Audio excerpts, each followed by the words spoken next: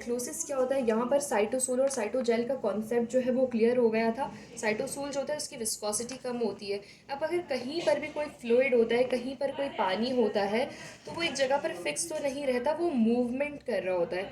ठीक है, तो इस तरह से साइटोसोल जो होता है यहाँ पर वो भी मूवमेंट कर रहा होता है, ऑर्गेनील्स के साथ कुछ मूवमेंट कर रहा होता है, और उस मूवमेंट को हम कहते हैं साइक्लोसिस। तो साइक्लोसिस क्या होता है, movement of cytosol is called cyclosis.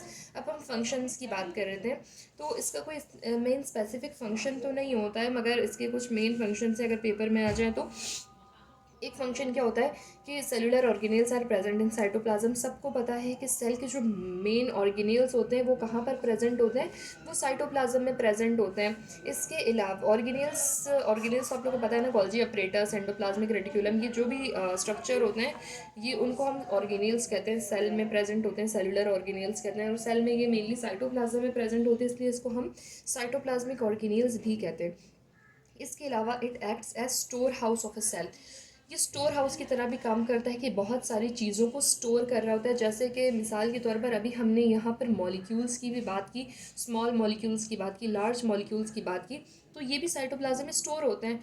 ठीक है, तो it acts as a storehouse of a cell. इसके अलावा एलिमिनेट वेस्ट फ्रॉम सेल। अब ये किस तरह से कि हमने बात की कि सेल में ऑर्गेनेल्स होते हैं, इसके अलावा सेल में बहुत सारी साइकिल्स चल रही होती हैं, बहुत सारी नई चीज़ें बन रही होती हैं, और बहुत सारी चीज़ें जो होती हैं वो सेल को उसकी ज़रूरत नहीं होती, तो उसको सेल से रिमूव करना होता है। तो वो सेल से किस तरह से रिमूव होगी कि वो आ जाती हैं साइटोप्लाज्म में, और उसके बाद वो मेम्ब्रेन के थ्रू सेल से रिमूव हो जाती हैं। तो इस तरह से एलिमिनेट वेस्ट फ्रॉम सेल भी इसी का फंक्शन है। अच्छा,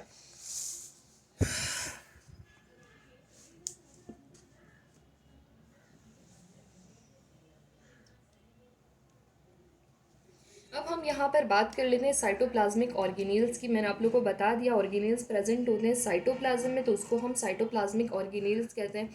अब यहाँ पर होता है, वर्ड आ जाता है सिंगल मेम्ब्रेन बाउंडेड और डबल मेम्ब्रेन बाउंडेड। इसका क्या मतलब है, ये सेल है, ये न्यूक्लियस है। ठीक है, न्यूक्लियस छोटा सा होता है। अच्छा, और यहाँ पर ऑर्गेनेल्स प्रेजेंट होते हैं बहुत सारे।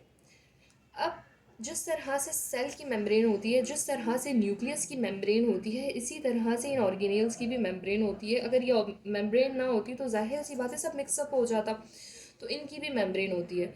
अब ये बात कर लेते हैं कि सेल की ऑर्गेनेल्स की मेम्ब्रेन। अब कुछ मेम्ब्रेन जो होती है वो इस तरह से एक ही सिंगल मेम्ब्रेन होती है, और कुछ मेम्ब्रेन जो होती हैं वो इस तरह से डबल लेयर्ड होती हैं। तो सिंगल लेयर्ड जो होगी उसको हम कहते हैं single membrane bounded. Double membrane bounded नाम से ही जाहिर हो रहा है कि डबल मेम्ब्रेन बाउंडेड होती है। अब ये नेम याद रखने के, कौन से सिंगल मेम्ब्रेन बाउंडेड ऑर्गेनेल्स होते हैं, कौन से डबल मेम्ब्रेन बाउंडेड ऑर्गेनेल्स होते हैं, क्योंकि अक्सर एमसीक्यूज में भी इस तरह से पूछ लेते हैं कि 3 सिंगल मेम्ब्रेन बाउंडेड चीज़ें हमें दे दी और एक माइटोकॉन्ड्रिया चौथे ऑप्शन में दे देते हैं, और पूछते हैं कि बताओ कौन सा डबल मेम्ब्रेन बाउंडेड, तो आप लोग को ये पता होना चाहिए। तो सिंगल मेम्ब्रेन बाउंडेड में endoplasmic reticulum, Golgi apparatus, vacuole, vesicle, glyoxysome वगैरह आ जाता है, वो सिंगल मेम्ब्रेन बाउंडेड ऑर्गेनेल्स होते हैं। डबल मेम्ब्रेन बाउंडेड में आ जाता है माइटोकॉन्ड्रिया, क्लोरोप्लास्ट, न्यूक्लियस और पेरोक्सिसोम, ये डबल मेम्ब्रेन बाउंडेड ऑर्गेनेल्स होते हैं। अच्छा, अब नेक्स्ट वीडियो में हम एंडोप्लाज्मिक रेटिकुलम से स्टार्ट करते हैं।